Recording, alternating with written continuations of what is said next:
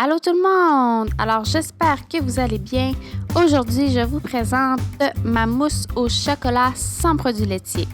Donc ça faisait un petit bout que je voulais réessayer ça, de faire une mousse au chocolat un petit peu plus santé que si j'utiliserais de la crème fouettée à 35% parce que c'est quand même assez riche. Alors, je commence toujours par faire fondre mon chocolat au bain-marie. Je le mélange toujours avec un petit fouet pour accélérer le processus. Je mets toujours 100 g environ de chocolat à 70%. Une fois que mon chocolat y est fondu, je vais mettre une cuillère à soupe d'huile de noix de coco, mais je prends la raffinée parce que la raffinée, il n'y a aucun goût de noix de coco. Donc, pour les recettes, des fois, j'aime ça parce que c'est bon, la noix de coco, mais des fois, c'est le fun que ça goûte pas trop non plus. Alors, je vais le mélanger dans mon chocolat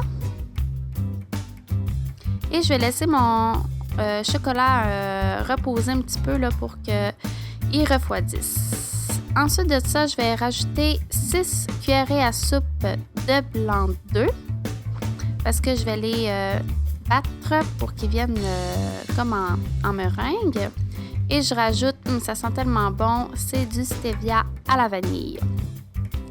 Vu que mon chocolat il est sucré, puis tantôt je vais prendre de la Coco Whip, elle est sucrée aussi, alors je veux pas rajouter trop de sucre, alors je décide de mettre du stevia à la vanille, ce qui est super bon. Ensuite, je rajoute un quart de cuillerée à thé de crème de tartre. Puis je trouve que ça fait super bien. Je trouve que ma meringue, c'est ça que ça s'appelle, une meringue, elle vient super belle. Elle est plus compacte. Alors, c'est ça, je les monte en neige. Puis une fois que ça fait ça, des petits pics comme ça dans les airs, c'est parce que c'est prêt. Puis là, maintenant, c'est le bout le fun. C'est là que je rajoute la Coco Whip. Donc, je mets 2 tasses de Coco Whip dans mon chocolat qui est refroidi. Puis elle est vraiment bonne celle-là parce qu'elle goûte pas trop la noix de coco. Franchement, c'est vraiment subtil. Donc, je mélange mon chocolat et je m'assure de le mélanger, mais en pliant. Donc, je brasse pas, là. Pas comme si je brassais un gâteau ou des biscuits. Parce que je veux vraiment que ça fasse comme l'aspect de mousse, puis les petites bulles, là. Puis c'est vraiment comme ça que ça l'aide quand on plie avec la spatule. Une fois que c'est bien mélangé, là, je vais rajouter les blancs d'œufs qui sont en mousse. Même chose encore, je mélange en pliant délicatement.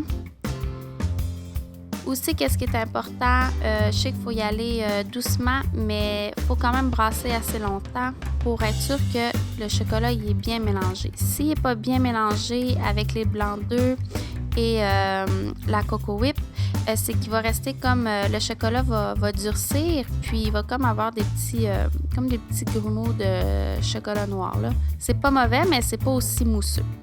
Donc, une fois ça c'est fait, je rajoute ma mousse au frigidaire pour 60 minutes. Alors, c'est déjà prêt. Franchement, ça m'a pris quoi?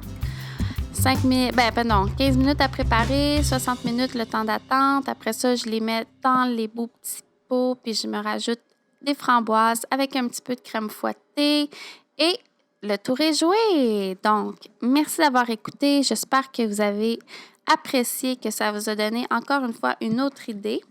Et on se voit pour une prochaine vidéo. Bye!